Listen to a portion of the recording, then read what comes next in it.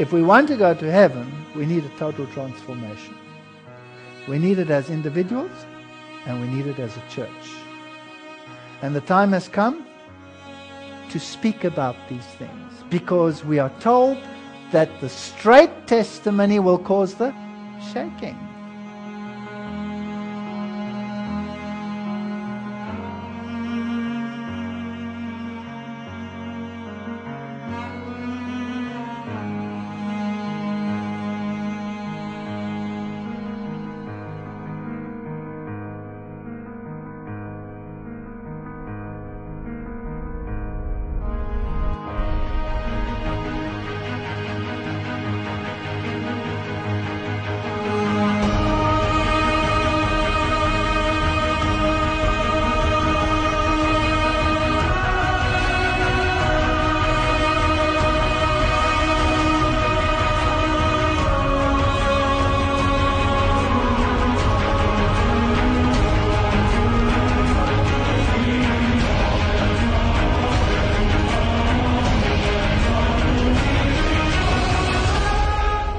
We will have to have a total transformation.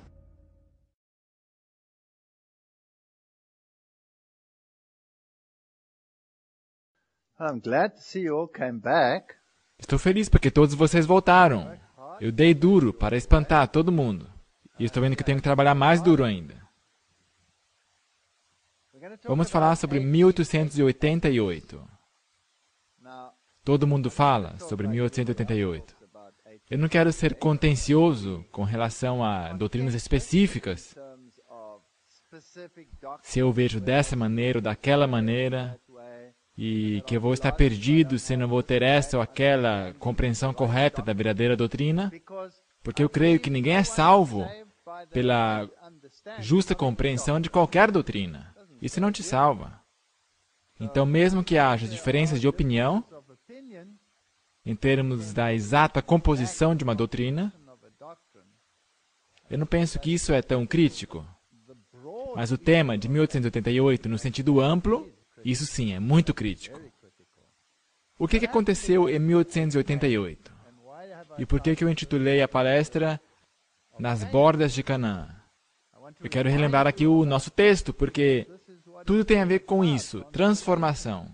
Não ser conformados com este mundo, mas ser transformados pela renovação do entendimento. Nós estamos tão programados para pensar numa certa direção, que é um milagre. Realmente é preciso um milagre para mudar essa linha de raciocínio, para que possamos experimentar a perfeita vontade de Deus. Discernimento tem a ver com discernimento. Foi-me apontado o antigo Israel. Apenas 2 dos adultos, dentre o vasto exército que deixou o Egito, entraram em Canaã. Seus cadáveres ficaram espalhados no deserto, por causa de suas transgressões. O Israel moderno está em maior perigo de esquecer-se de Deus e ser levado à idolatria do que o antigo povo de Deus. Isto é muito sério. Adoraram-se muitos ídolos, mesmo entre os professos observadores do sábado. Deus advertiu seu antigo povo a guardar-se da idolatria, pois se desviassem do Deus vivo, sua maldição recairia sobre eles, enquanto que, se o amassem de todo o coração, de toda a alma e de todas as forças, Ele abençoaria abundantemente o seu cesto e sua amassadeira e removeria do meio deles toda a enfermidade. Você já reparou que parece que nós não temos um talento especial em nossa igreja, em termos de curas em massa e todas essas coisas? Agora, quais são as lições da experiência dos filhos de Israel? A igreja moderna está repetindo a história do antigo Israel. As provações dos filhos de Israel e sua atitude justo antes da primeira vinda de Cristo ilustra a posição do povo de Deus em sua experiência antes da segunda vinda de Cristo. Eu gosto do que João Batista disse. Não digam que vocês têm Abraão como vosso pai. Sabe que alguns de nós pensamos que é salvação por denominação. Não existe isso. Não há salvação por genealogia. Temos que ter uma relação com Deus. As armadilhas de Satanás estão armadas para nós, tão certo como o foram para os filhos de Israel justo antes de sua entrada à terra de Canaã. Estamos repetindo a história desse povo. Sabe que vez após vez, olha, se não fosse o espírito de profecia, eu estaria em sérios problemas fazendo essas palestras. Não é assim? Sua história deveria ser uma advertência solene para nós. Nunca devemos esperar que, quando Deus tem luz para o seu povo, que Satanás vai ficar tranquilo e fazer nenhum esforço para preveni-los de a receberem. Guardemo-nos para que não recusamos a luz que Deus envia, porque não vem de uma forma que nos agrada. Se existem pessoas que não veem e aceitam a luz para si mesmos, que não fiquem no caminho dos outros. Há demonstrações interessantes. Os céus e a terra tomam hoje por testemunhas contra vós, de que te tenho proposto a vida e a morte, a bênção e a maldição. Então ela cita aqui esse verso que vocês já conhecem. Maravilhoso. Este cântico não era histórico, mas profético. Enquanto recontava o maravilhoso trato de Deus com o seu povo no passado, também prefigurava os grandes eventos do futuro, a vitória final dos fiéis quando Cristo vier em poder e glória. Portanto, essas coisas estão anotadas para nós. Tem a ver conosco. E nós temos que fazer a aplicação. Agora, Cades Barneia tornou-se, para mim, uma parte muito especial, relevante na tipologia. Que coisa espantosa aconteceu ali. E não só uma vez, duas. Amamos repetir nossos erros. Deuteronômio 1, verso 2. 11 jornadas, ou dias, desde Horebe, caminho do Monte Seir, até Cades Barneia. Deuteronômio 1, verso 5. Além do Jordão, na terra de Moabe, começou Moisés a declarar esta lei, dizendo: O Senhor nosso Deus nos falou em Horebe, dizendo: Assaz vos haveis demorado neste monte. Voltai-vos e parti. Vocês já ficaram muito tempo aqui nessa montanha. O que foi dado na montanha, aliás? A lei? Ide à montanha dos amorreus e a todos os seus vizinhos, a planície, a montanha, ao vale, ao sul, etc, etc e tal, até o grande rio, o rio Eufrates. Eis que tenho posto essa terra diante de vós. Entrai e possuí a terra que o Senhor jurou a vossos pais, Abraão, Isaque e Jacó, que a daria a eles e a sua descendência depois deles. Ide e possuía. Já ficaram muito tempo aqui. Avançando eles, o caminho se tornou mais difícil. Seu percurso estendia-se através de barrancos e desolação estéril. Conseguiu visualizar? Tudo em redor deles era o grande deserto. Vocês sabem que eu estava tão feliz quando eu fui batizado. Ali estava eu. Agora a vida começava, não é? E tudo estaria bem a partir de agora. Não, não, não. Foi aí que o pesadelo começou. Terra de chanecos e de covas, terra de sequidão e sombra de morte, terra em que ninguém transitava e na qual não morava homem algum. Jeremias 2, verso 6. Amigo, terrível. As gargantas de pedra, de longe e de perto, estavam repletas de homens, mulheres, crianças, com animais e carros, e longas fileiras de rebanhos e gado. Sua marcha era necessariamente lenta e trabalhosa, e as multidões, depois de seu longo acampamento, não estavam preparadas para suportar os perigos e incômodos do caminho. Isso aí somos nós. Somos nós. Depois de 3 dias de viagem, só 3 dias, e todas as rodas caíram. E de onde que veio isso? Da mistura de gente.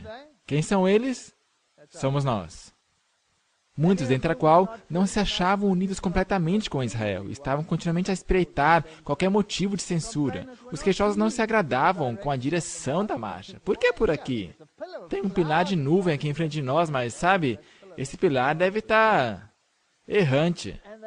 Estavam continuamente achando erros no caminho em que Moisés os estava guiando. Coloque o disco tipológico aí. embora bem soubessem que ele, assim como todos, estavam seguindo a nuvem que os guiava. O descontentamento é contagioso e logo espalhou-se pelo arraial. Eu aprendi a lidar com algumas situações na minha vida. Sabe que muitas pessoas se assentam ao meu lado e reclamam sobre isso ou aquilo, ou sobre alguém. E quando reclamam sobre alguém em particular, e se alguém estiver por perto, diz, eu escutei alguma coisa, vem cá, por favor, repita aqui para mim o que você disse. Fim de papo, não acontece outra vez.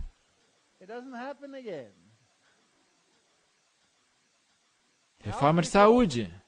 Novamente começaram a clamar pedindo carne para comer, se bem que abundantemente supridos de maná, não estavam satisfeitos.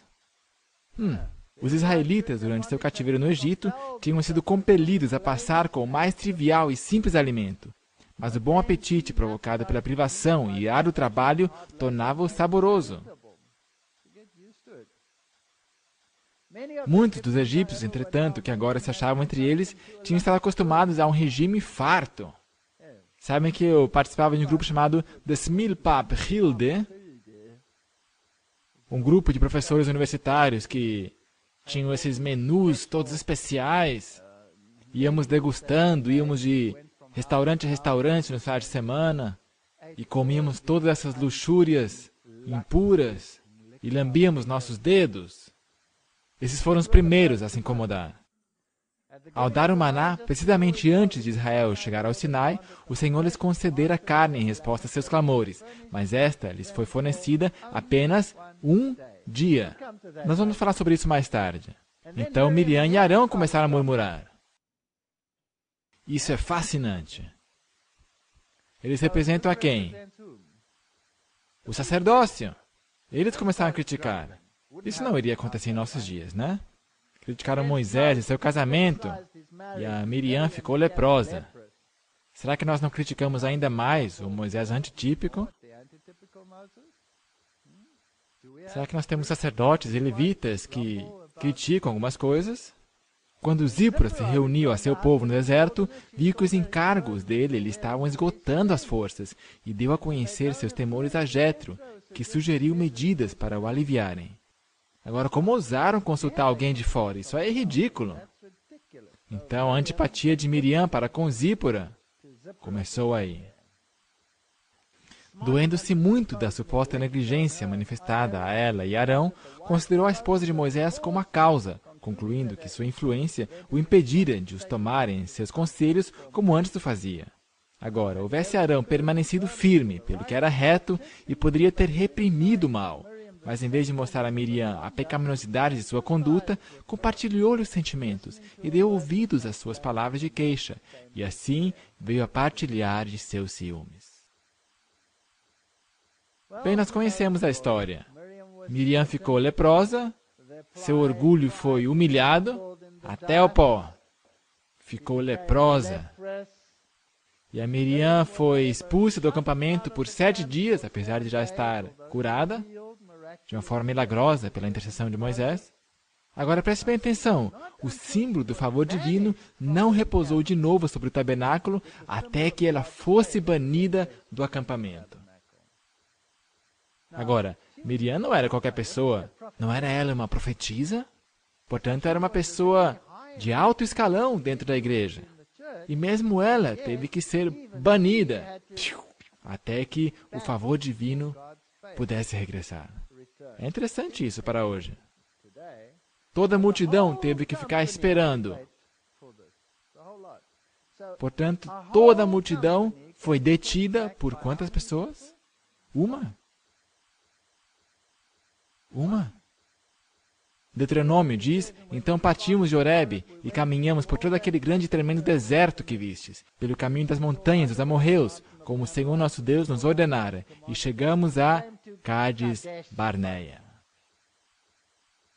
Então eu vos disse, chegados sois às montanhas dos amorreus, que o Senhor nosso Deus nos dá. Eis aqui o Senhor teu Deus tem posto essa terra diante de ti, sobe, toma posse dela. Assim como foi dito a nossos pais, ide, não temais, ide e possui a terra. Diz ali, ide e batalhai. ide e fazer guerra. Não, só diz, ide e possuí a terra.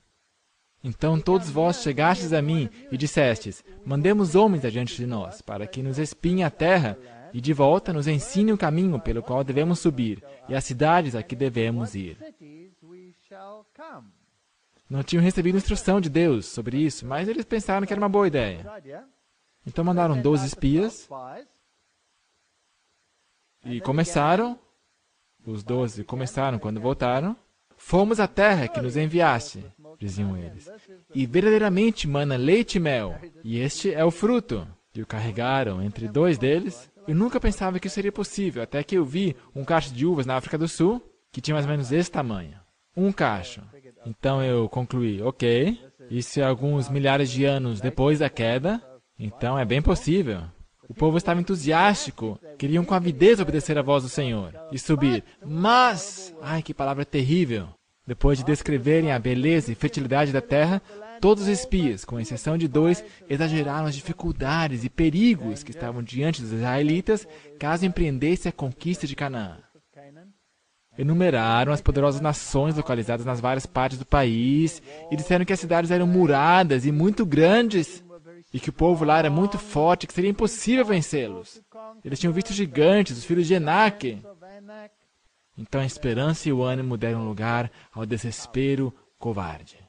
Aqui estavam todos os gigantes. Deus dissera, ide!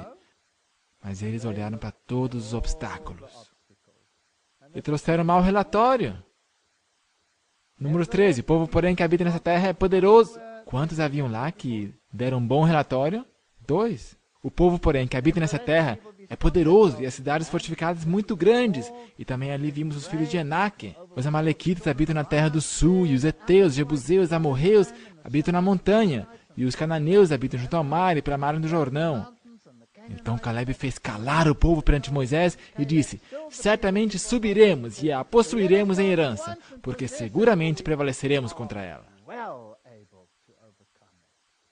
Isso é deveras tocante. Então eles disseram, você está certo, Caleb, desculpa, a gente estava com medo, vamos lá. Foi isso que eles fizeram? Não. Porém, outra palavra horrível. Os homens que com eles subiram disseram, não poderemos subir contra aquele povo, porque é mais forte do que nós. E infamaram a terra que tinham espiado, dizendo aos filhos de Israel, a terra pela qual passamos a espiá-la é terra que consome seus moradores, e todo o povo que vimos nela são homens de grande estatura. Também vimos ali os gigantes, filhos de Enaque, descendentes dos gigantes. E éramos aos nossos olhos como gafanhotos, e assim também éramos aos seus olhos. 1888. Todos os gigantes tinham começado em 1844. Marxismo, comunismo, existencialismo, nós tínhamos todos aqui no slide, vocês lembram? Todos esses gigantes. Evolucionismo, todos os ismos desse mundo, espiritualismo, começaram todos ali. E seguramente não estamos em condições de os vencer. Esses gigantes vão nos derrotar. Portanto, temos medo dos gigantes. Uma vez eu estava numa reunião Cades Barneia, numa certa igreja. Eu fui convidado. Tem bastante humor no mundo, não é? Eu tinha sido convidado a essa cidadezinha da África do Sul e era para eu dar algumas palestras às pessoas ali. Havia, de fato, um grupo de pessoas, mais ou menos 200 pessoas, que estavam guardando o sábado por si mesmos, e esta é uma igreja não adventista. E me convidaram para vir e fazer palestras. Isso é incrível para uma igreja não adventista. E quando comecei as palestras, bem suavemente, eles se levantaram e disseram, não, a gente não quer esse assunto light. Queremos saber quem é o anticristo, queremos saber sobre a marca da besta, queremos saber por que você guarda o sábado, queremos ouvir todas essas coisas. E eu falei sobre tudo isso, e foi maravilhoso. E depois eu vim para a minha própria igreja, num dia de sábado. Eu estava sentado na minha própria igreja, e esse jovem pastor subia a plataforma e começa a pregar. Ele diz, tudo que temos que pregar é o amor de Jesus. Eu não tenho problema com isso. Eu gosto do amor de Jesus. Porque os outros poderes no mundo são muito mais instruídos do que nós. E não temos nenhuma chance de competir contra eles. Não temos outra evidência a não ser o amor de Jesus. E é isso que temos que pregar. Tome o exemplo da evolução. Todas essas mentes brilhantes do mundo, todos os gigantes de Amaleque, todos eles creem na evolução. Não temos nenhuma chance. Eu não sei por quê. Agora, era a África do Sul. Ele, por algum motivo, não me conhecia. Agora, todo o auditório sabia que eu estava sentado ali. Ele dizia, não temos nenhuma chance contra ele. Tudo que podemos pregar é sobre o amor de Jesus. Não temos nenhum argumento contra eles. Suas muralhas são fortificadas. São tão fortes, não temos esperança. Não vamos conseguir vencê-los. E eu balançava minha cabeça e dizia à minha esposa, meu amigo, eu não vou dizer nada. Eu só fiquei sentado lá balançando minha cabeça. E ele viu. E ele disse ali, ei você ali, balançando sua cabeça. Você não sabe sobre o que você está falando ou o que você está pensando. Você não tem nenhuma chance contra aqueles evolucionistas. Nenhuma chance, você não entende nada. Foi um encontro Kadesh Barnea bem interessante. Porém, eu queria dizer para ele, desculpa, quem é esse gigante chamado evolucionismo, esse filisteu incircunciso? Tudo que você precisa é uma pequena pedrinha redonda. Tudo que vai acontecer é que ele será derrubado, eu vou lhe separar a cabeça do seu corpo. Você está com medo de lutar contra gigantes? Isso foi em 1088. A evolução estava aflorando. O que dizer sobre o evolucionismo hoje? Será que ele cresceu? Será que fortificou suas cidades e fortificou suas muralhas? Será que penetrou nas câmaras legisladoras do mundo? Nas câmaras legislativas, sim ou não? Será que é obrigatório ensiná-lo em universidades? Será que seus filhos têm que ser submetidos à mentira de que Deus é um mentiroso, dizendo que criou em 6 dias? Quem que é esse filisteu incircunciso? Certo? Do que precisamos? Precisamos de alguns Calebes hoje. Precisamos de alguns Calebes, porque esta mesma atitude, porque essa atitude pode ser aplicada a todos os ismos. Ecumenismo. Esta é a única forma que podemos alcançar as pessoas. Precisamos mostrar-lhes o amor que temos em nós. E todos vão capitular e guardar o sábado. Alô? Eles vão te desestabilizar pelas costas? Eles não vão capitular. Eles são os gigantes de Amaleque. E a única forma de ir e conquistá-los é dizer, quem que é esse filisteu incircunciso? Que está no caminho dos exércitos do Deus vivo. Não há lugar para meios termos em nenhuma dessas histórias.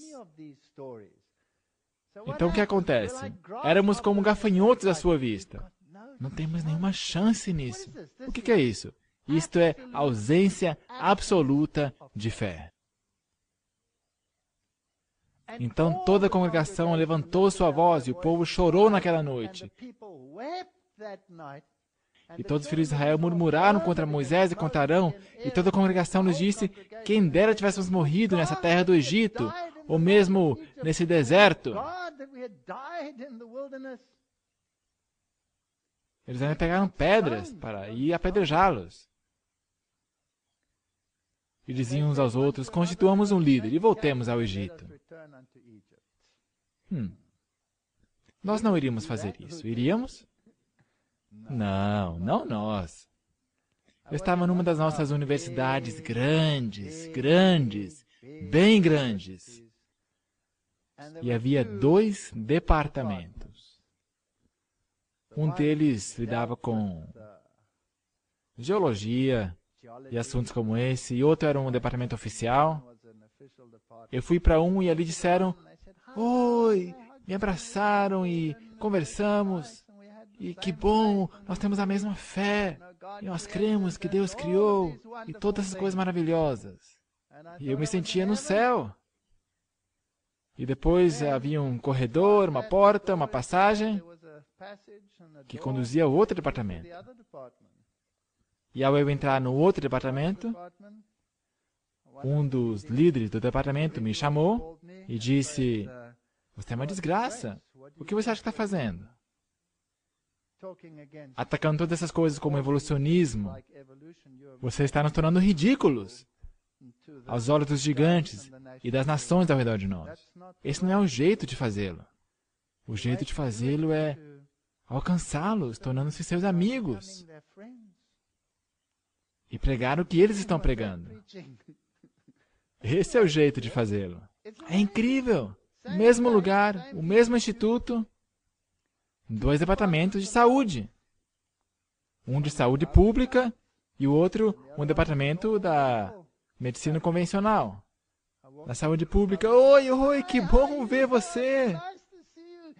Vamos orar juntos, vem cá, vamos orar! Que bom seria se a gente pudesse levar essa grande mensagem de saúde às pessoas, para que abandonassem a carne, os lácteos, isso, aquilo.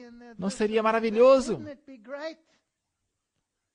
E você atravessa a porta para o outro departamento e dizem: seu perturbador de Israel, você somente cria confusão, você é a causa da morte de milhões. E você põe em ridículo nossa estatura científica. Mesmo lugar. Uma grande instituição de ensino. Não é interessante isso? Portanto, nós temos as mesmas atitudes hoje que nós tivemos então. Mas as boas novas são, em algum lugar, sempre haverá um Josué ou um Caleb. Sempre existe. Mas agora, me lembrem, qual foi a proporção? 10-2. Por que a proporção hoje seria melhor do que naquela época? Portanto, não se deixe desanimar. Então Moisés e Arão caíram sobre seus rostos perante a toda a congregação dos filhos de Israel. E Josué, filho de Nun, e Caleb, filho de Jefoné, dos que espiaram a terra, rasgaram suas vestes e falaram a toda a congregação dos filhos de Israel, dizendo: a terra pela qual passamos a espiar é terra muito boa. Se o Senhor se agradar de nós, então nos porá nessa terra, e nos-la dará, terra que manda leite e mel. E Caleb, quando já velhinho, depois disse: me dá essa montanha para que eu vá lá e os extermine de uma só vez. Me dá aquela montanha. Ele disse quando já velhinho, quando era pela segunda vez. Não foi assim? Já era um homem velhinho. Cuidado com esses velhos, antigos adventistas, com as grandes barbas. Então somente não serás rebeldes contra o Senhor. Eu estava numa reunião Cades Barneia outra vez. Eu vou contar algumas histórias, por que não? Porque reflete a realidade. E não conta essas histórias para dar um sabão ou tirar sarro de qualquer pessoa. Eu só quero mostrar os paralelos. E que nós estamos exatamente no mesmo barco. Havia esse indivíduo, e ele estava transigindo. Ele não queria dizer que era uma cronologia curta, e por outro lado, ele também não queria dizer que eram bilhões de anos. Então, ele transformou em milhões de anos. Milhões. Então, eu fui para ele e lhe disse: pessoas proeminentes. Eu não estou falando de membros leigos normais. Pessoas de alto escalão. Eu falei para ele: por que você está fazendo isso? Você sabe que o mundo científico nunca vai aceitar os seus poucos milhões de anos. Eles falam de bilhões de anos. Eles acham você patético quando você diz que foram milhões de anos. E se você não for para o outro lado, para o lado de Deus, Deus vai dizer porque você está transigindo. É patético. Você está de fato sentado entre duas cadeiras. Você não é aceito pelo que Deus diz e você não é aceito pelo mundo científico. Você está sentado sobre o limbo. Tome uma decisão, ou sente ali ou sente aqui. Mas que negócio é esse de querer sentar entre as cadeiras?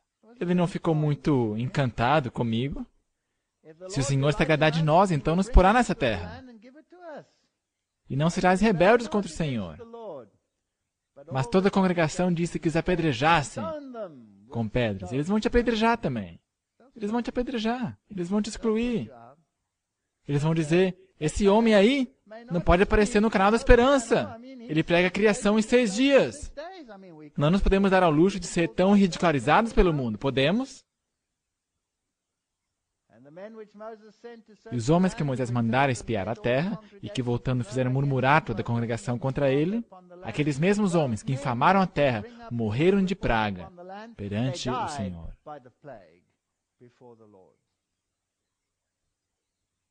Portanto, esses irmãos líderes aí fora, por favor, porque vocês morreriam, ó casa de Israel.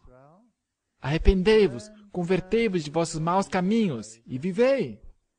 Você não vai ficar mais bonitinho à vista do mundo, transigindo, tendo medo de suas muralhas fortificadas. Mesmo se as muralhas sejam tão grandes e fortes e massivas como as de Jericó, somente é preciso um toque de trombeta e já era. Não é assim? Por que que um americano comum não crê na evolução? Apesar da maior campanha de propaganda já executada na história da humanidade, mesmo assim eles não creem. Será que são tão estúpidos? Ou será que há outra coisa aí? Salmo 106. Desprezaram a terra aprazível, não creram na sua palavra, murmuraram nas suas tendas e não deram ouvidos à voz do Senhor. Será que é assim também hoje? Será que acontece assim? Sim ou não? Acontece exatamente o mesmo. Está bem, eu vou atender o seu pedido. Eles disseram, quem dera tivéssemos morrido nesse deserto. Ok, diz o Senhor, você pode morrer no deserto. Portanto, morreram no deserto. E o mesmo aconteceu com a igreja adventista. 40 anos espiaram a terra, 40 anos iriam peregrinar no deserto até que a geração morresse no mesmo. E vossos filhos pastorearão nesse deserto 40 anos, e levarão sobre si as vossas infidelidades, até que os vossos cadáveres se consumam nesse deserto. Segundo o número dos dias em que espiaste dessa terra, 40 dias, cada dia representando um ano, levarei sobre vós as vossas iniquidades 40 anos, e conhecereis o meu afastamento. Minha revogação da promessa. Deus revogou sua promessa. Fascinante! Revogação de uma promessa. Alteração de propósito. Alienação. Era o propósito original de Deus guiá-los diretamente à terra prometida e expulsá-los com vespões. Não teriam que ter lutado contra os amalequitas.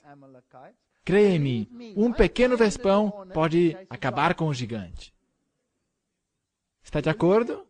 Sim. Eu tentei consertar uma vez os tubos da tubulação do meu pai.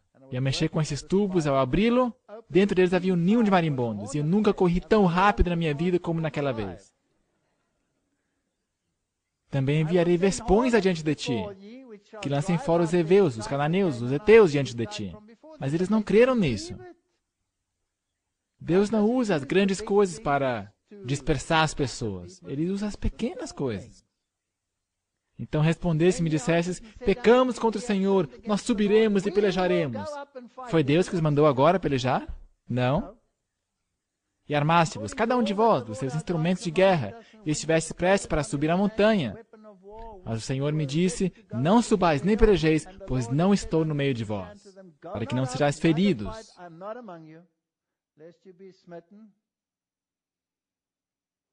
Estavam tão terrivelmente cegados, diz Patriarcas e Profetas.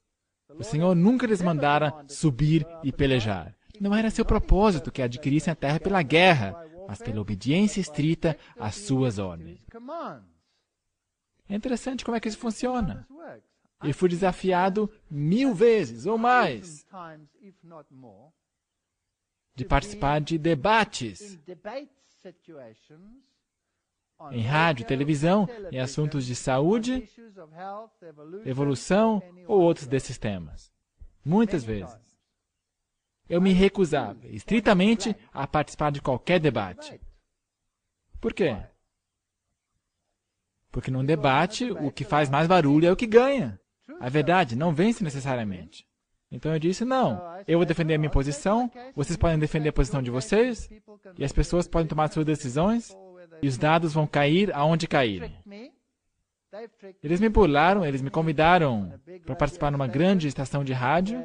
Eles tinham todas as suas escopetas ali de um lado, e eu não sabia disso, que a oposição estava sentada ali.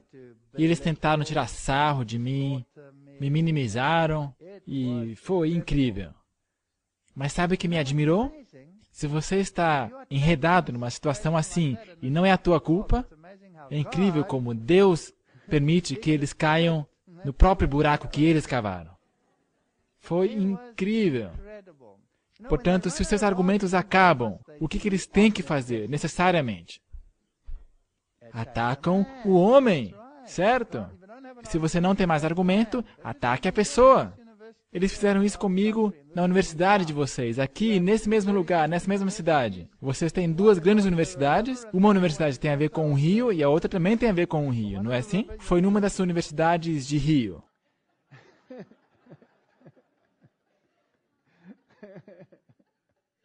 Eu estava dando ali uma palestra sobre evolução e o palestrante ficou muito bravo. E, eventualmente, os estudantes estavam do meu lado.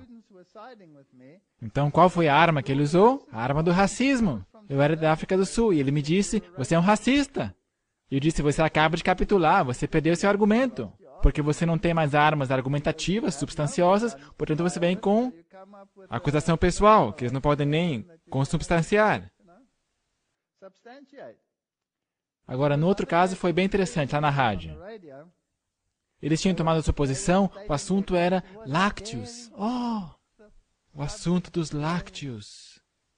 E eu estava dando as respostas e as pessoas ligavam, dizendo, essas pessoas aí estão falando bobagem. O que esse homem diz aí? Isso aí faz sentido. Isso faz com que eles fiquem muito bravos. E eu tinha mudado para outra universidade, que tinha sido no passado uma universidade de categoria menor. Você sabe como é que funciona. Eu tinha vindo de uma universidade muito avançada e fui para uma universidade de categoria menor. Portanto, eles usaram esta carta. Foi maravilhoso. Eles puxaram essa carta da sua manga e me disseram, sim, a única razão por que você diz essas coisas é porque você vem de uma universidade de segunda categoria. Nós somos de uma universidade superior. Por isso, o que você está dizendo não se pode suster. Eu disse, isso é muito fascinante, porque hoje em dia tudo é na base de publicações, no que está publicado. Quer dizer que vai além mar e é examinado pelas mesmas pessoas que examinam vocês. Portanto, não existe nada disso como segunda categoria ou primeira categoria. Mas só me deixa fazer uma pergunta aqui para vocês. Vocês têm um professor, eu mencionei seu nome, e você tem outro, e aquele outro, e outro, e eu fui uma lista de mais ou menos 5 nomes que estão trabalhando na sua universidade. Cientistas de alto escalão. Todos eles professores titulares. Todos eles foram meus estudantes. De fato, eles foram meus estudantes de PhD. Portanto, o professor de segunda categoria treinou os professores de primeira categoria. Portanto, seu argumento, claro, faz sentido, né? Eles foram ridicularizados naquela estação de rádio. Foi incrível. Deus abre os caminhos. Mas não saia você dizendo, hoje eu vou mostrar para eles. Hoje eu vou dar um sabão neles. Você vai ficar em segundo lugar. Não é esse o jeito de proceder. Deixe Deus lutar. Deixe Ele cortar. Deixe a verdade cortar. Você não tem que ser incisivo. E a quem jurou que não entrariam no seu repouso, senão aos que não creram, vocês não vão entrar. Portanto, alguns tinham fé e poderiam ter entrado, mas todos foram rejeitados de volta ao deserto. Somente 2 tiveram fé. Quantos tiveram que voltar? Todos. Todos. Mesmo Moisés, Caleb, Josué, todos tiveram que voltar ao deserto. Moisés, Caleb e Josué poderiam ter dito, vamos começar um movimento de reforma nesse ponto. Vocês estão patéticos, vamos nos separar deles. Foi isso que eles fizeram? Não. Preferiram sofrer com o povo de Deus. Esse povo de Deus era cortês, amável? Não, queriam apedrejá-los. Os xingaram, murmuraram em suas tendas, por trás de suas costas. Você acha que isso não acontece em nossos dias? Claro que acontece.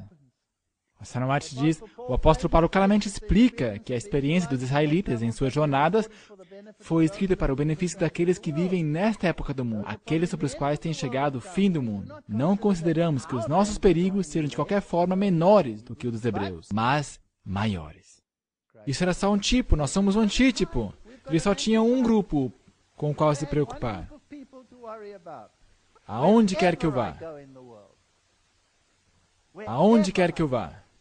Geralmente há uma carta que me precede, de algum alto oficial. Não deixe esse homem falar na... É um mundo fascinante. O moderno Israel está depressa seguindo-lhe os passos, e o desprazer do Senhor seguramente repousando sobre ele, diz a Sra. White. Estamos repetindo a história desse povo. Estamos parados, por assim dizer, nas fronteiras do mundo eterno. Ela escreveu em 1879. O movimento do Advento teria entrado na Terra Prometida em 1888, mas havia uma tendência de permanecer acampados ao redor do Sinai. Eles não queriam ir para lá. A lei era o centro de nossa teologia. A mensagem do santuário, o único jeito de entrar em Canaã, não foi aplicado. A lei, nós somos salvos por guardar a lei.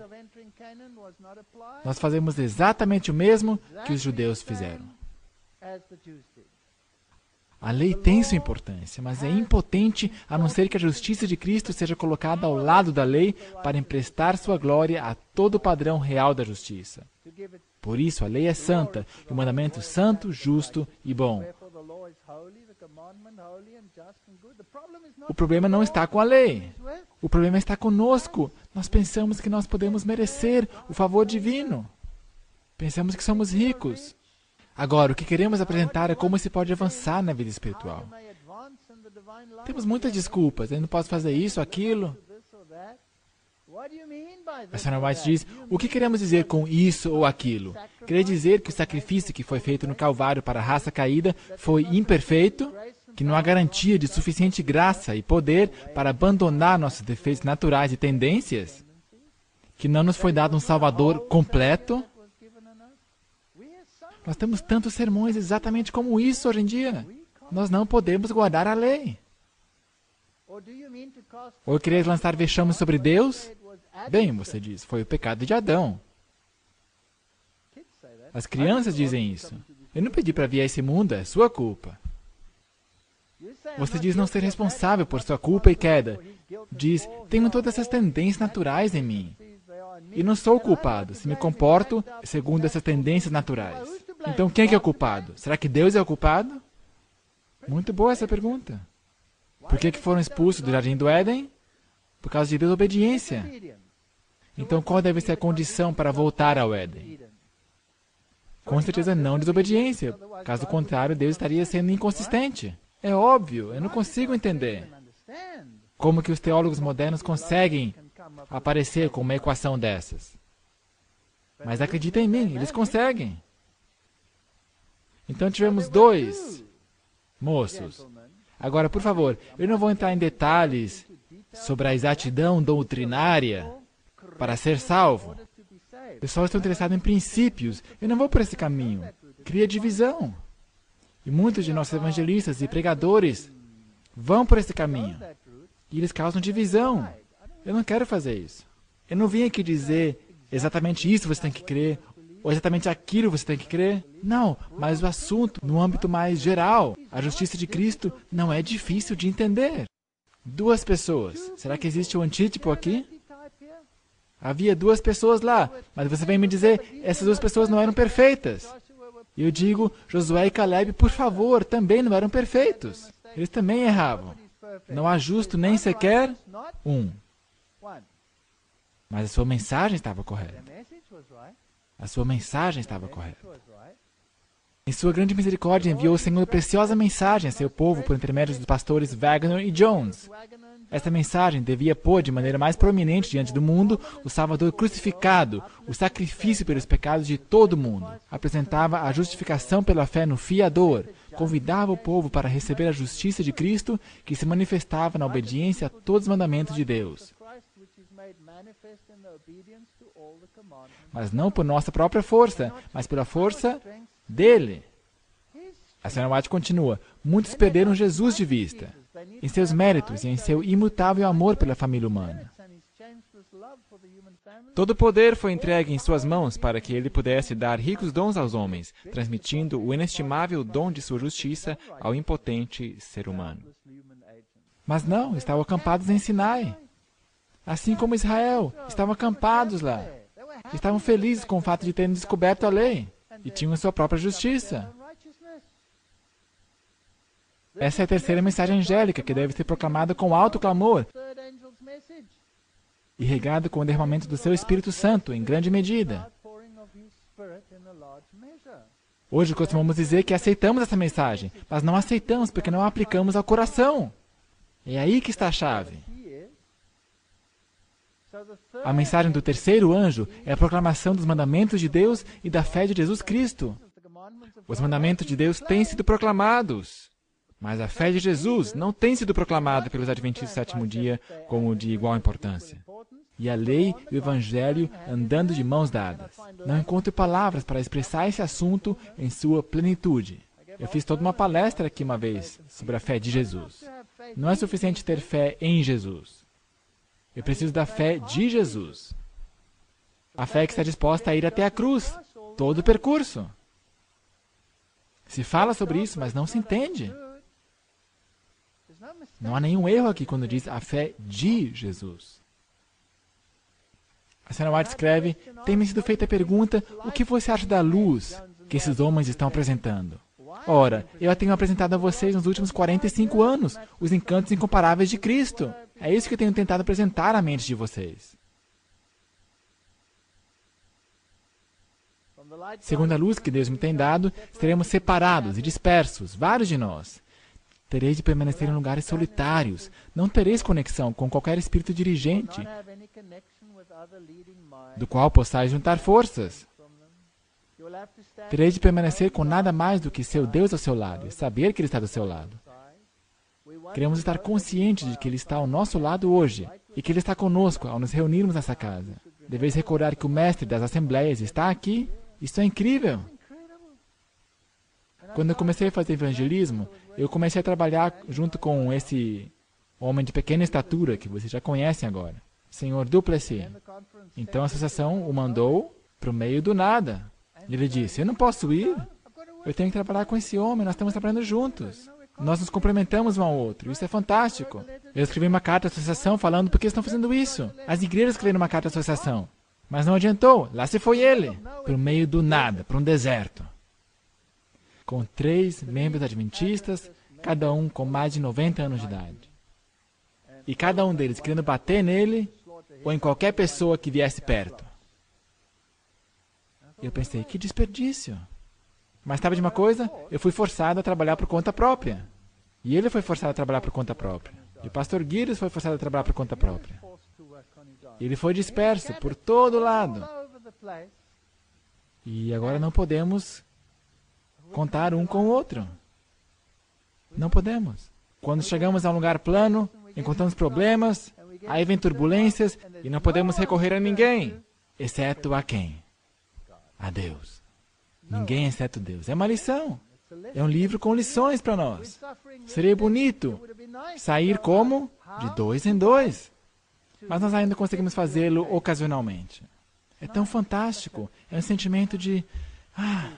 mas é um luxo que eu temo que não possamos nos dar.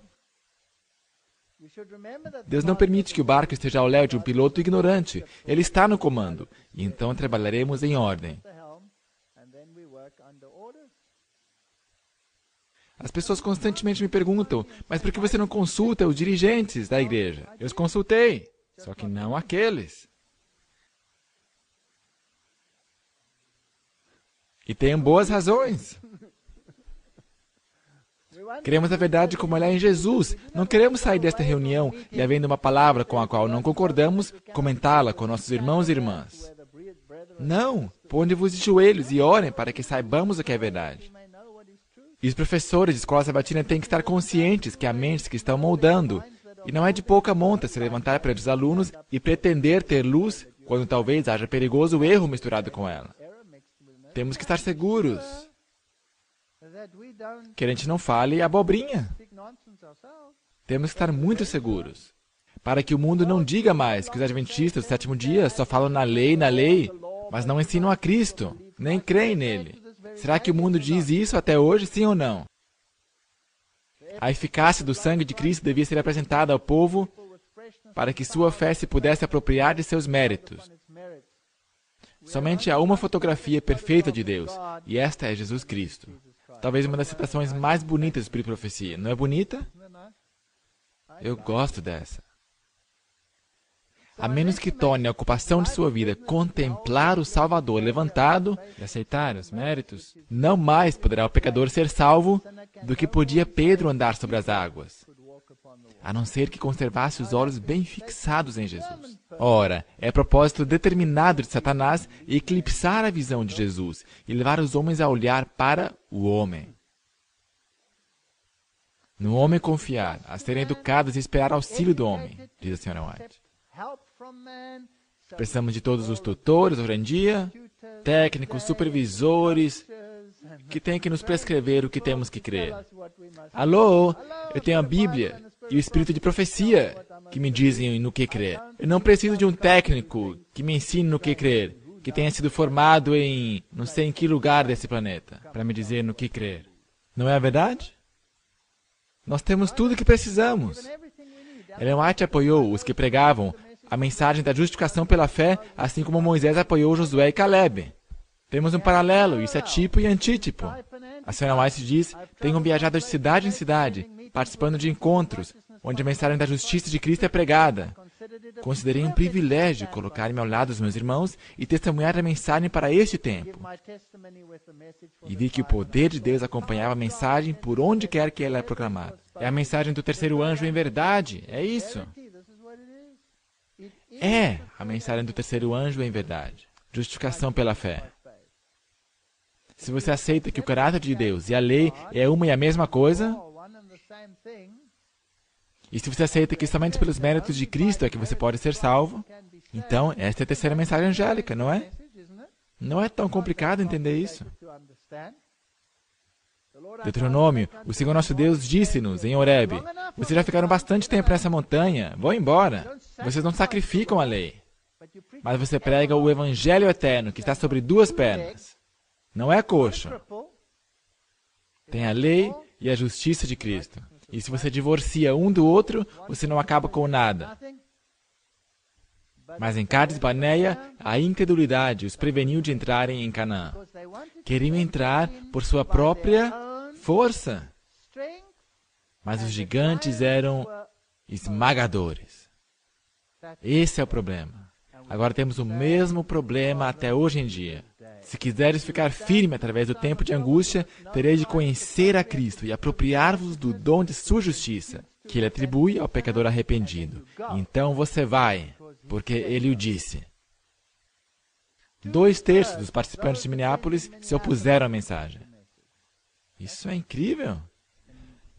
Se os que afirmam ter viva experiência nas coisas de Deus houvessem cumprido o dever que lhes foi designado de maneira ordenada por Deus, o mundo inteiro teria sido advertido, diz a senhora White. O mundo inteiro. Em outra parte, ela diz, caso houvesse sido executado o propósito divino de transmitir ao mundo a mensagem da misericórdia, Cristo já teria vindo à Terra, já teriam ido para casa.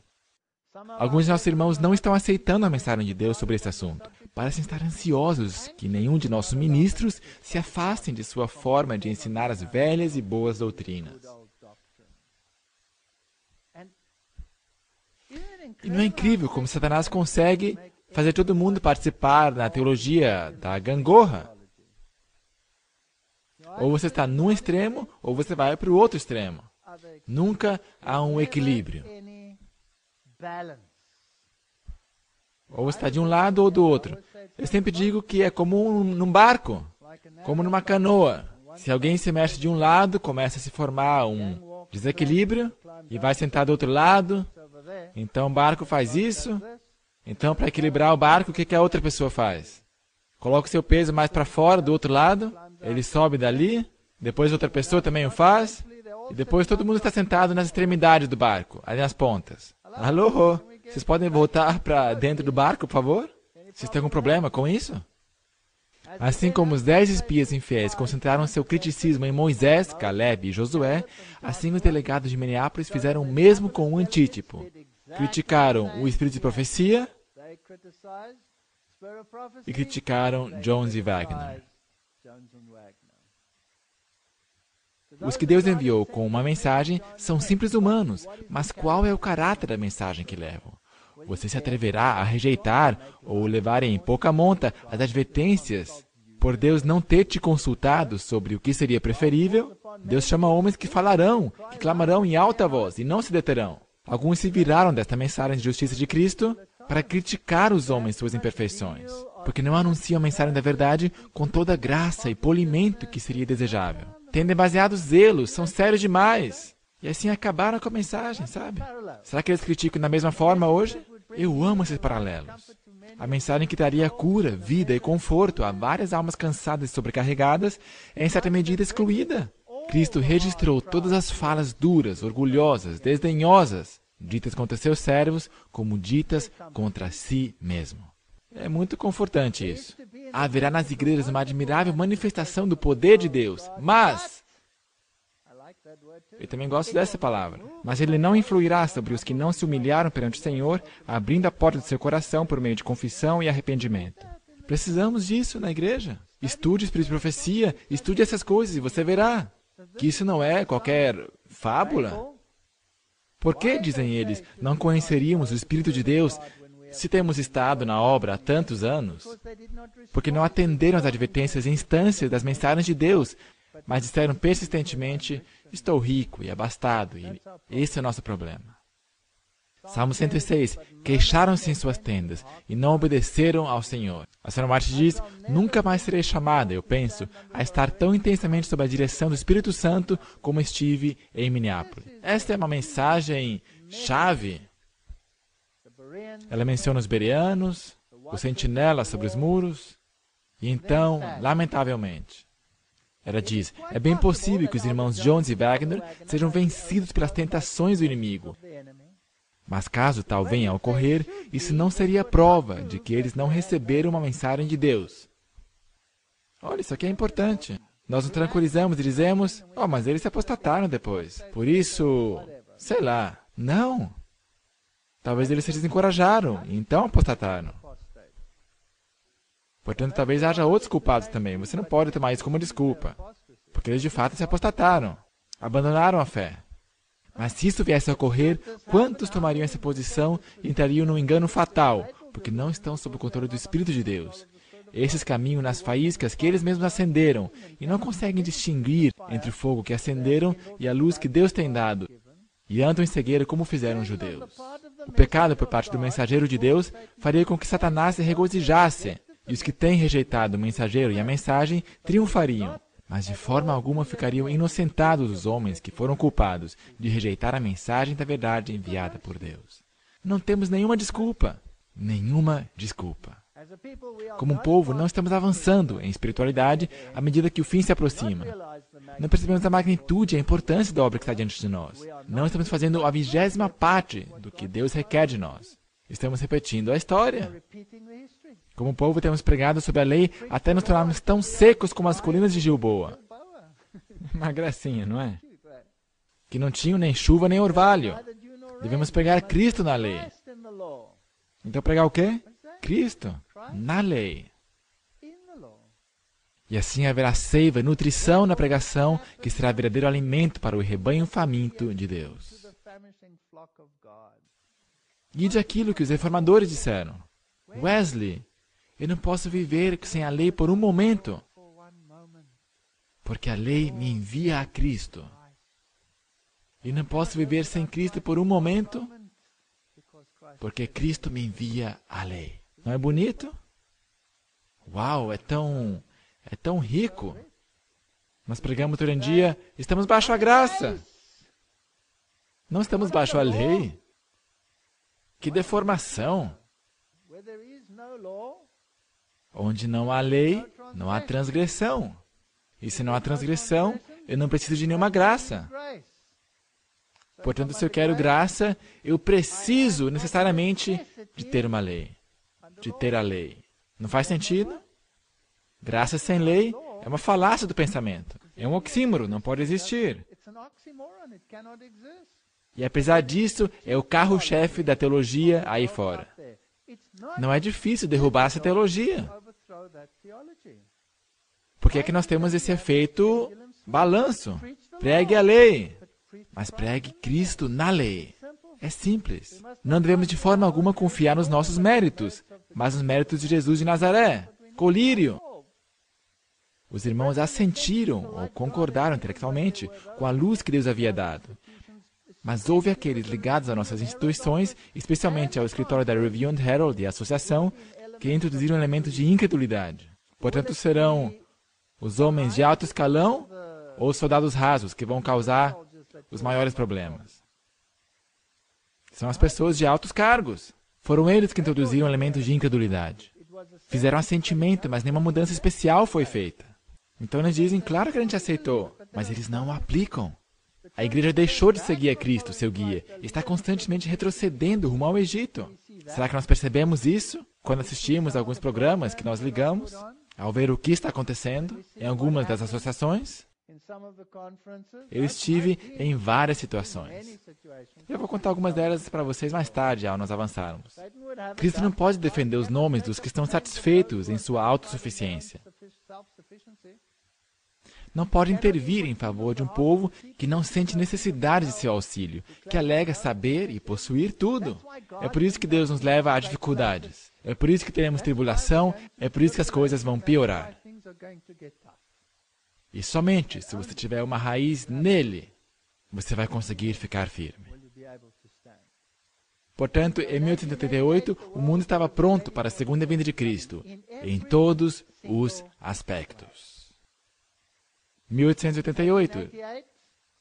Nesse ano, no 50º Congresso, primeira sessão, a Lei de Descanso Dominical, de Blair, estava para ser aprovada. Essa foi a data, para assegurar ao povo o usufruto do primeiro dia da semana, comumente conhecido como Dia do Senhor, como um dia de descanso. Estávamos em Cádiz Barneia. Estávamos para entrar em Canaã.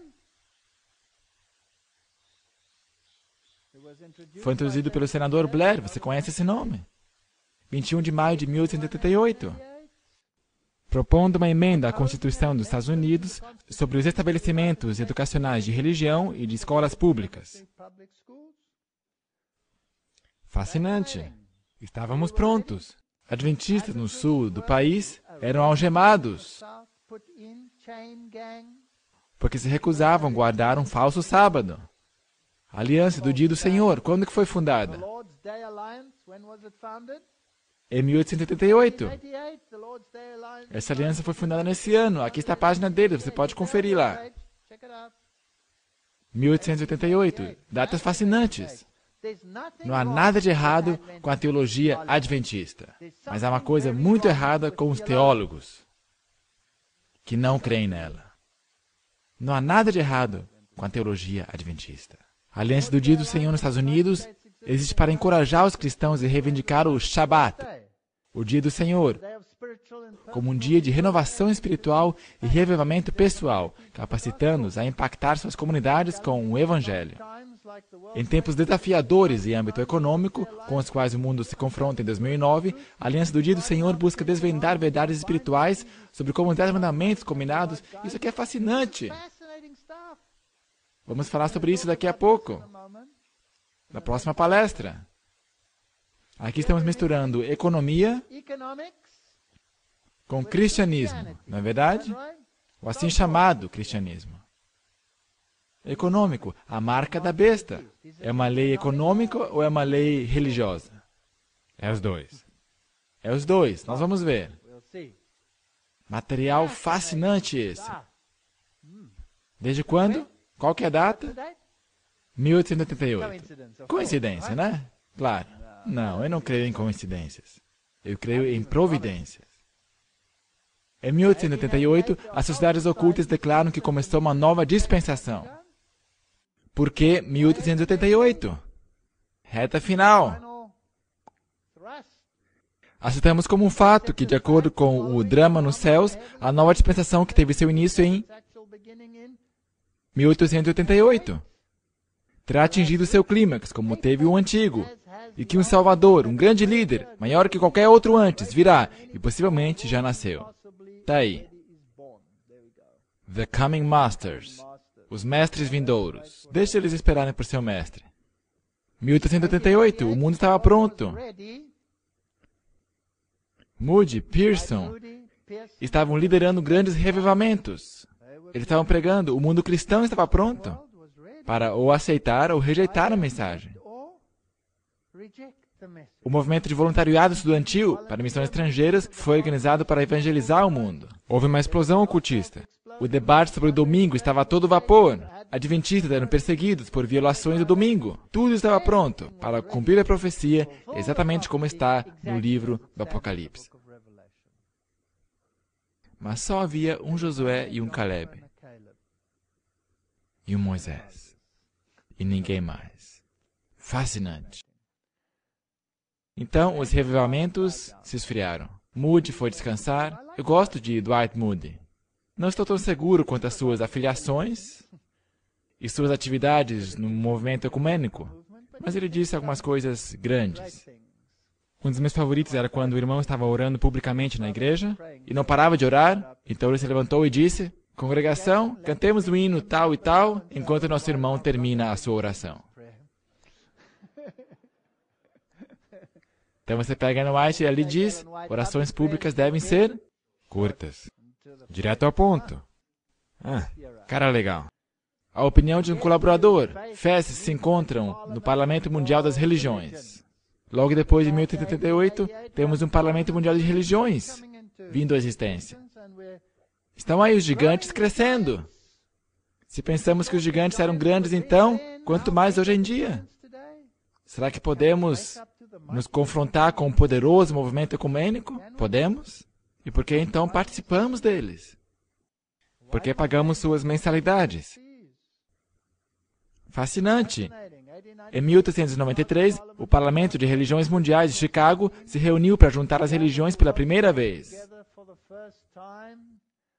Tudo isso aí já começou em 1844, mas aqui estavam se organizando, estavam fortificando suas muralhas. Eles sabiam que Israel estava vindo. Aqui está, 1893, o Parlamento de Religiões Mundiais. União Federal ou Confederada. Concílio Federal de Igrejas. Todas essas coisas se juntando.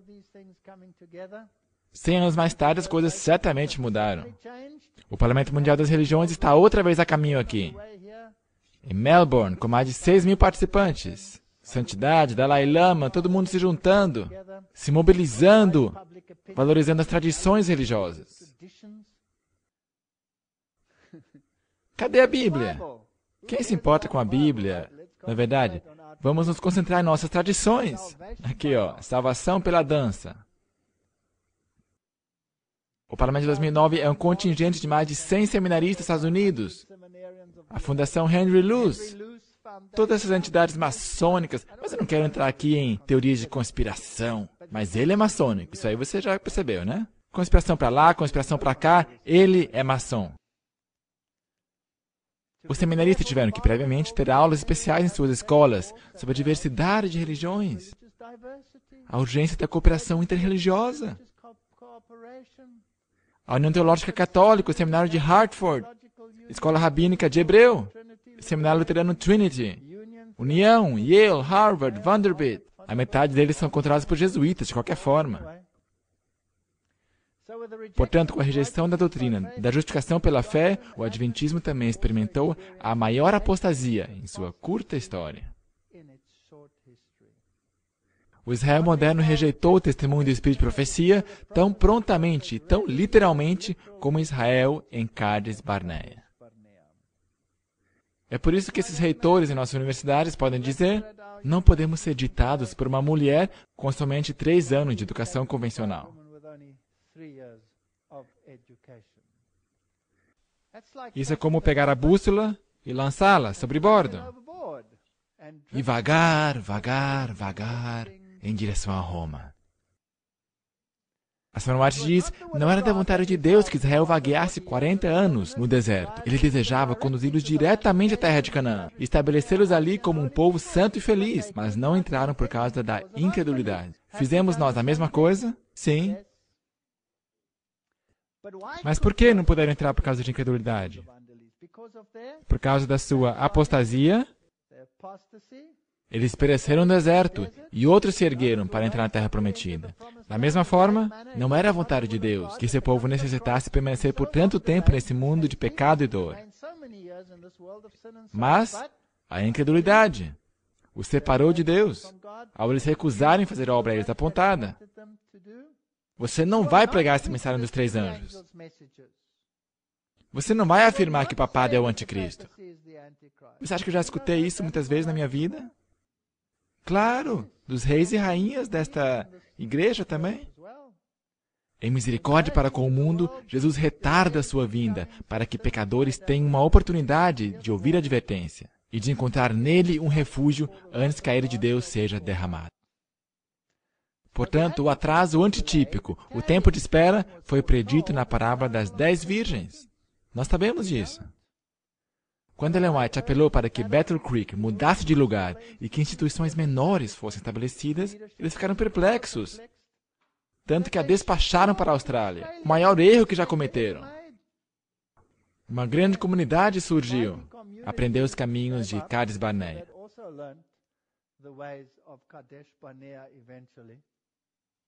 A senhora White escreveu, como pode o homem infinito carregar os fardos de responsabilidades para esse tempo? Seu povo tem estado muito atrasado. Agências humanas, sob o planejamento divino, poderão recuperar parte do que foi perdido, porque o povo que teve grande luz não teve piedade, santificação e zelo correspondente em executar os planos específicos de Deus. Estamos fritos. Talvez tenhamos que permanecer nesse mundo por muitos anos mais, ele escreveu, por causa da insubordinação. Como aconteceu com os filhos de Israel.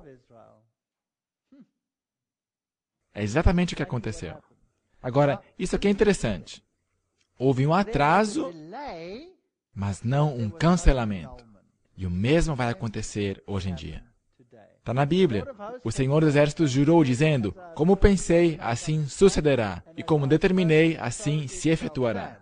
Vai acontecer, mas há um atraso. Isaías 14, porque o Senhor dos Exércitos o determinou, quem o invalidará?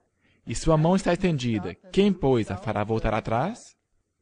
Portanto, enquanto todo mundo está imerso em trevas, haverá luz em toda a habitação dos santos. O propósito de Deus para Israel encontrará literal cumprimento. A senhora White diz, aquilo que Deus propõe, o homem é impotente para anular. Mesmo em meio à operação do mal, o propósito de Deus tem prosseguido firmemente em direção ao seu cumprimento. Vai acontecer. A única pergunta é, quando? 1 João 1, 6 a 10. Se dissermos que temos comunhão com Ele e andarmos em trevas, mentimos e não praticamos a verdade. Mas se andarmos na luz como Ele está na luz, então temos comunhão uns com os outros. Não esqueça isso. Tem toda uma palestra sobre isso vindo.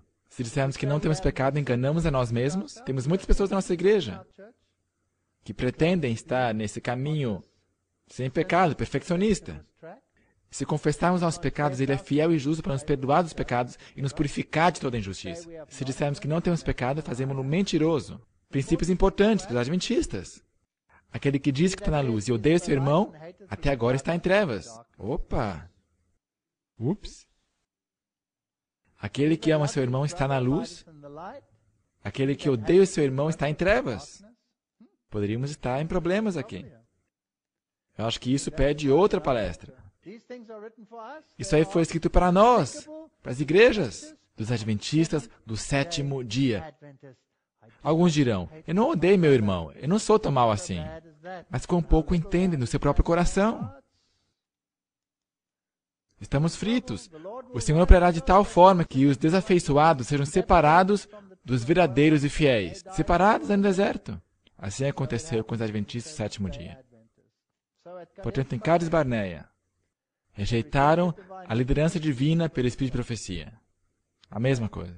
E disse-me, Senhor, dize-lhes, não subais, nem pelejeis, porque não estou no meio de vós, para que não sejais feridos diante de vossos inimigos.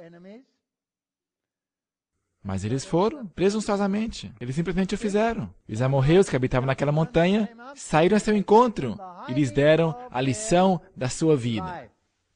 Se nós pensamos que podemos fazê-lo por nós mesmos, já era. Não podemos entrar por nossos próprios meios. Esqueça. Nós vamos entrar com o povo de Deus ou não vamos entrar por completo. Assim permanecestes muitos dias em Cádiz, pois ali vos demorastes muito. Mas o Senhor, por meio de um profeta, fez subir Israel do Egito. Efraim muito amargosamente provocou a sua ira. Portanto, deixará ficar sobre ele o seu sangue. E o Senhor o recompensará por seu opróbrio. Não endureçais os vossos corações, como na provocação, no dia da tentação, no deserto. Hebreus 3, verso 8. Nós fazemos o mesmo. Esse é aquele Moisés que disse aos filhos de Israel: o Senhor vosso Deus vos levantará dentre vossos irmãos um profeta como eu, a ele ouvireis. Os paralelos entre Jesus e Moisés. Essa é uma história fascinante. Este é o que esteve entre a congregação do deserto. Com o anjo ele falava no Monte Sinai. Ele falou ali, o mesmo Jesus. O que guiava aquela congregação, guia esta igreja. E os pais não quiseram obedecer-lhe, e em seu coração voltaram ao Egito. Nós fazemos a mesma coisa. A Sra. White diz, os testemunhos de seu espírito chamam a atenção para as Escrituras, apontando-lhes seus defeitos de caráter e repreendendo seus pecados. Por esta razão vocês não os ouvem. E para justificar sua conduta carnal e amante de facilidades, vocês duvidam que os testemunhos provenham de Deus. Assim temos países inteiros que seguem algum homem que rejeita o espírito de profecia e sofre as consequências até hoje em dia. É incrível. Ela continua, a igreja deixou de seguir a Cristo, seu guia, e está constantemente retrocedendo rumo ao Egito. Isso é fascinante. Isso aqui é espírito de profecia. Isso não é condenação, isso é simplesmente um fato. Todavia, poucos ficam alarmados ou atônitos com sua falta de poder espiritual. Dúvidas e mesmo descrença do testemunho do Espírito de Deus estão levedando nossas igrejas por toda parte. Esse é o problema. Esse é o problema. Não deram ouvidos a Moisés? Não ouvem o espírito de profecia. Satanás assim o deseja. Deixa-me contar uma história. Eu ia fazer uma campanha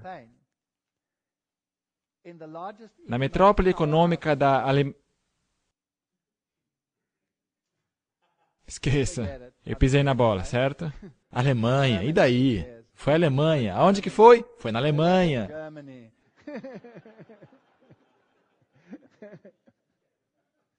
Eu fui convidado a fazer uma campanha. E ali estava eu viajando. E eu fui recebido no aeroporto, em Berlim, e eu tive que viajar por 3 horas com um homem que eu não conhecia por nada, e fomos a essa pequena cidade onde tinha essa minúscula igreja com uma meia dúzia de membros. E por acaso era bem ao lado de nossa maior universidade. Não é interessante? De fato é. Agora, eu sinceramente não tinha ideia de nada disso. Eu era totalmente inocente. Você pode perguntar à minha esposa. Eu não sabia um dia antes quando eu iria voar, para onde eu iria voar, o que queria fazer. Eu realmente sou assim. Eu não tinha a mínima noção. Quer ver? As pessoas me ligam perguntando qual é o assunto do seu sermão no sábado tal e tal, daqui a 3 anos, e quais são os hinos que você quer. Alô? Eu não sei. Então eu lhes dou qualquer coisa. Você bola aí uma coisa, eu não importo. Qualquer coisa que você escolha, eu sempre mudo. Vocês já perceberam isso, certo? Assim sou eu. Então agora eu estou sentado por 3 horas com esse homem ao meu lado, nesse carro, e isso é interessante.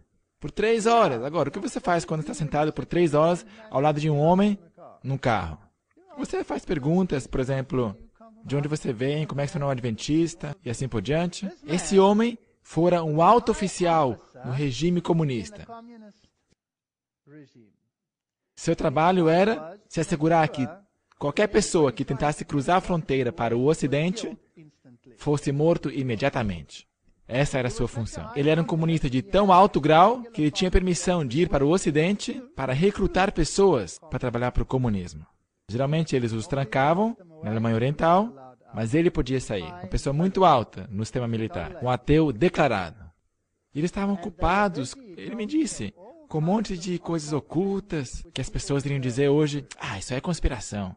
E ele me contava com o que estava ocupado, todas essas coisas estranhas, falando com o espiritismo e todas essas coisas. E em algum ponto da sua vida, em algum lugar, ele se cruzou com um adventista, mas ele não tinha a mínima noção do que era isso. E esse homem falara gentilmente com ele, advertindo que essas coisas eram perigosas. Ele dera boas razões para isso. Mas ele arquivou isso em algum lugar, no arquivo 13, e esqueceu o assunto. E então o muro de Berlim caiu. E sua vida desmoronou. Teve um colapso. Naturalmente, os militares do Ocidente assumiram, também incorporaram aquela seção. Então ele ainda estava no serviço militar, mas agora era pago pela Alemanha Ocidental, não mais a Oriental. E quando ele recebeu seu primeiro pagamento, ali constava subtração dos impostos eclesiásticos. Porque é isso que fazem naquele país. Isso deixou ele louco. Como ousam subtrair dinheiro de mim para a igreja? Ele não podia crer nessa bobagem. Por isso ele disse aos oficiais, eu não quero essa subtração para a igreja aqui. Eles disseram, bem, então você tem que pedir que te risquem da igreja. Ele disse, tá bom, eu renuncio à igreja. E eles deram risada. Você tem que dizer, qual igreja? Eu não sei. Qual que é a maior igreja desse país? Eles disseram, luterana, da Alemanha Oriental. Então, luterana. Eu disse, tá bom. Eu oficialmente peço demissão da igreja luterana. Então chegou o final de semana, ele foi para casa de seus pais, ele contou essas coisas engraçadas que aconteceram, mas os pais disseram, mas você na verdade é católico. Agora, sendo alemão e perfeito, ele voltou às autoridades e disse, eu pedi demissão da igreja errada, por favor, eu quero sair da igreja certa. Então escreveu outra carta dizendo, eu peço demissão da igreja católica. E eles davam risada, achavam muito engraçado.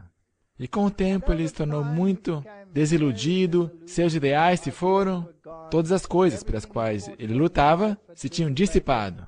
Ele se lembrou dessa conversação com esse adventista. Procurou lá no diretório adventistas. Ele não sabia que era uma igreja, pensou que era um clube. Portanto, ele foi lá e se juntou e perguntou, eu posso me juntar ao vosso instituto? Disseram, bem, não é tão fácil, você tem que, receber estudos bíblicos. Então, deram alguns estudos bíblicos. Então, qual que é o próximo passo? Então você tem que ser batizado. Ele disse, ok, vamos lá. Ele foi batizado. Não tinha noção do que estava acontecendo. Isso acontece naquele país. Então, de repente, estava na igreja agora. Então, ele disse, e agora? A gente se encontra sábado que vem. Muito bem, ele compareceu pelos próximos poucos sábados. Mas ele disse depois de algum tempo, desculpe, nós só estamos sentados aqui. O que vocês fazem? A gente não faz nada? Eles falaram, não, é isso. Você vem aqui, você senta aqui. Ele disse, não, isso é patético. Tem que haver uma coisa melhor a fazer do que isso. E eles receberam de volta da Alemanha Oriental tudo que o governo tinha confiscado de todas as igrejas. Os edifícios tinham sido confiscados, então devolveram vários edifícios à igreja. Os depósitos estavam cheios de material que foi confiscado e que foi devolvido. E falaram, bem, se você realmente quer fazer alguma coisa, então vem aqui depois do seu trabalho, durante a semana, e vamos selecionar aqui tudo que a gente pode usar ainda desse lixo que foi colocado aqui nos depósitos. O que vamos guardar? Então ele fez isso, ele começou a trabalhar. Então ele se cruzou com essa pilha de caixas. Ele foi ao pastor e disse, desculpe, eu achei esses livros aqui, o que a gente vai fazer com eles? E o homem disse, não, a gente não precisa disso, pode queimá-los. Pode usá-los para aquecer aqui na lareira. Ele perguntou, mas são adventistas os autores desses livros? Sim, são adventistas, respondeu. Mas então por que queimá-los? São antiquados, são do século passado, a gente não precisa mais disso. Não se aplica ao nosso tempo, queime-os. E o que era? Claro, eram livros do Espírito de Profecia. Ele sentiu mal de queimá-los, então os levou para casa. E começou a ler coisas como o grande conflito.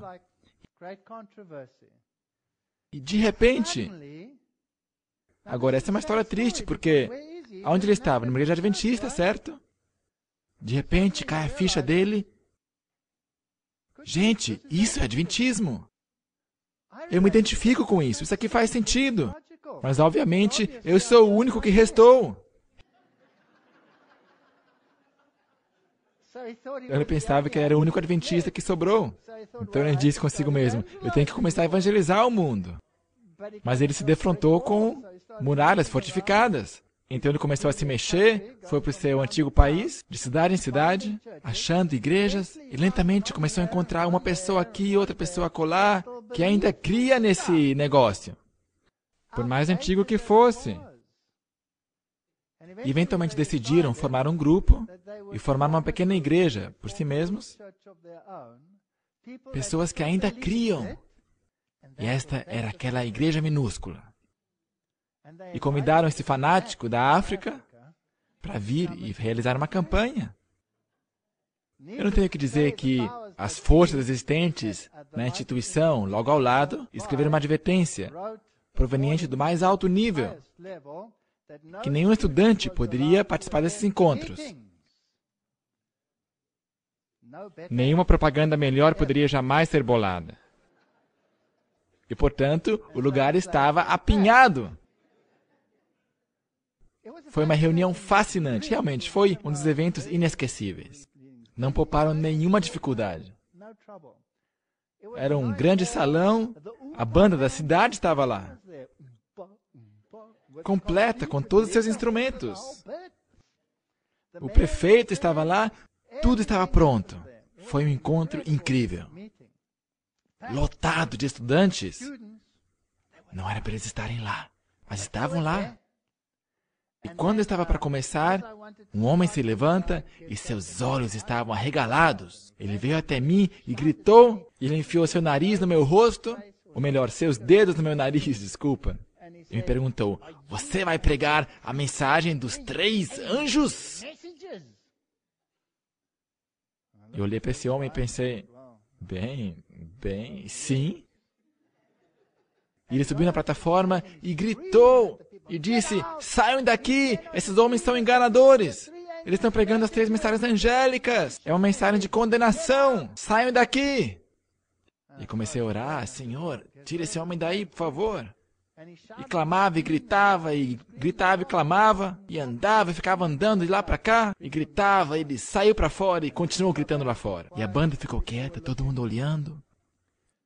Então eu pensei, bem, vamos recomeçar. E eu voltei à plataforma, e lá no fundo uma pessoa caiu da sua cadeira, e ali estava ela deitada. Então os médicos vieram correndo e eles tentaram socorrêla, sei lá, pegaram ela. Sabe, não foi fácil começar aquela campanha. Alguma coisa estava acontecendo por trás. Eu completei aquela campanha. Acho que é chover no molhado se eu disser que eu fui banido daquele país depois disso. E foi assim. Mas é interessante. Quando eu fui convidado para outra cidade, ali perto, os estudantes fretaram ônibus para vir falar comigo secretamente sobre todas as coisas que eram ensinadas lá, que não estavam na Bíblia ou no Espírito de Profecia. Estavam literalmente em lágrimas, dizendo, como é que lidamos com isso? Nós temos que fazer isso, são requisitos. Portanto, eu estou seguro que alguma coisa boa saiu daquele drama. Você não pode fazer nada contra a verdade, você só pode fazer uma coisa a favor da verdade. Portanto, as igrejas deixaram de seguir a Cristo como seu guia. Estão constantemente retrocedendo rumo ao Egito. Falamos sobre cursos que são compulsórios, que definitivamente não são da Bíblia ou do Espírito de Profecia, mas definitivamente são do Egito ou de Babilônia. Isso acontece em nossas igrejas. E há pessoas que suspiram e gemem sobre todas essas coisas. E estavam acanhados. Estavam com medo, algumas dessas pessoas. Nós estamos tão acanhados de defender o que é verdade. O Senhor intencionou que as mensagens de advertência e instrução dadas pelo Espírito ao seu povo deveria ir por toda parte. Mas a influência que surgiu da resistência à luz e verdade em Minneapolis teve a tendência de tornar sem efeito a luz que Deus tem dado ao seu povo pelos testemunhos. As pessoas levam em pouca monta os testemunhos e esse é o resultado. Ele pensava que era o único que tinha sobrado. É uma gracinha isso? Que história formidável. Ela continua. Que outro poder o Senhor de Israel pode usar para os que lançaram suas advertências e reprovações para trás de si e atribuíram tudo como vindo de nenhuma fonte superior que a irmã White? O que podeis apresentar como desculpa no julgamento por rejeitar a evidência que ele deu em sua palavra? Pelos seus frutos os conhecereis. Qualquer interação que Deus tenha tido em e através de mim no passado, eu não demonstraria perante vocês. São as evidências presentes pelas quais sereis responsabilizados. Então, eles a enviaram à Austrália. A minha esposa e eu fomos a esse subcontinente e nós visitamos, bem, uma de suas antigas residências. Também é muito perto de uma de nossas maiores universidades de nossa igreja. Estamos caminhando por ali, olhando para tudo isso, tirando fotos. Eu preciso, porque eu faço palestra sobre isso, não é? Então eu estava caminhando por ali, por aqui. Então um homem veio, ele olhou e nos seguiu, deu a volta. Então por um momento, sabe, eu pensei que ele estava vigiando se eu iria roubar alguma coisa. E a minha esposa se interessou por todas aquelas coisas interessantes. Havia alguns vestidos lá de Ellen G. White, onde vimos que ela não era assim tão antiquada, afinal de contas. Era um pouquinho mais coloridas do que você iria esperar. Sabe o que eu quero dizer? Então ela olhava todas essas coisas. Então um homem veio e perguntou, o que vocês estão fazendo? Bem, estamos olhando. Por quê? Porque estamos interessados. De onde vocês são? Então nós dissemos de onde nós somos. Ele era o curador desse instituto, desse museu. Ele perguntou, você de fato está interessado nessas coisas? Ele disse, sim, isso é fascinante. Você crê nisso? Claro. Então ele se sentou e chorou. Ele chorou como um bebê, um velhinho. A minha esposa testemunha. Chorou como um bebê. A gente perguntou, o que está acontecendo? Ele falou, eu fico emocionado que alguém ainda crê. Ela é tão marginalizada. Eles estão tão envergonhados do seu nome. Tento escondê-la de todas as formas possíveis e impossíveis. E esta é a triste condição da minha igreja. Não importa aonde você vá, se é na América do Norte, seja na Europa, se é lá no Pacífico, não importa aonde você for. Eu acabo de vir da Etiópia. Foi como voltar aos escuros anos da Idade Média. É exatamente o mesmo espírito de descrença. Quando que a minha igreja vai acordar? Quando que vamos entender que, não havendo profecia, o povo perece? Porém, o que guarda a lei, esse é bem-aventurado. A senhora White conclui, sou instruída a dizer a nossas igrejas, estudai os testemunhos. Eles são escritos para nossa admoestação e encorajamento de nós sobre quem os fins dos tempos têm chegado. Se o povo de Deus não estudar essas mensagens que lhes são enviadas de quando em quando, são culpados de rejeitar a luz. E de novo, eu quero reiterar aqui, eu não conto essas histórias para atacar a minha igreja. Eu só conto essas histórias para mostrar a condição e para implorar as pessoas para olharem aos paralelos e reconhecer que estamos repetindo a história de Israel tão certamente como se fôssemos eles. E se não voltarmos e nos harmonizarmos com a sua palavra, e se não crermos em cada palavra, para que mesmo se um profeta dizer alguma coisa tão estúpida e tão ridícula, como uma instrução assim, se você quiser que essas muralhas caiam, então pegue uma corneta, caminhe ao redor da cidade 7 vezes, então sopre a corneta e ela cairá. Qualquer pessoa de são juízo que escutar isto diria, você já perdeu, não é? Mas eles o fizeram. E o que aconteceu? As muralhas caíram. E a mesma coisa nós poderemos experimentar. Porque é pela fé que nós vamos entrar, e não por obra. Que Deus nos abençoe ao contemplarmos essas coisas. Amém.